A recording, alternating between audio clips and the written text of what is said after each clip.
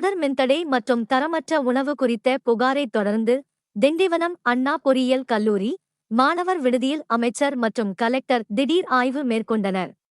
திண்டிவனம் மேல்பாக்கத்தில் உள்ள அண்ணா பல்கலைக்கழக பொறியியல் கல்லூரியில் மாணவர் விடுதியில் தரமான உணவு வழங்கப்படவில்லை என்றும் தொடர்ந்து மின்தடை ஏற்படுவதாகவும் புகார் எழுந்தது. இதையடுத்து அமைச்சர் வன்னி அரசு மற்றும் மாவட்ட ஆட்சியர் ஷேக் அப்துல் ரஹ்மான் இரவு நேரத்தில் திடீர் ஆய்வு நடத்தினர். மாணவர்களிடம் உணவின் தரம், உணவுக்கூட தூய்மை, குடிநீர், கழிப்பறை, குளியலறை மற்றும் தடையில்லா மின்சாரம் குறித்து கேட்டறிந்தனர். மேலும் மாணவர்களுக்கு வழங்கப்பட்ட இரவு உணவையும் இருவரும் சாப்பிட்டு பரிசோதித்தனர். மேலும் செய்திகளுக்கு திண்டிவனம் செய்திகள் சேனலை சப்ஸ்கிரைப் பண்ணுங்க.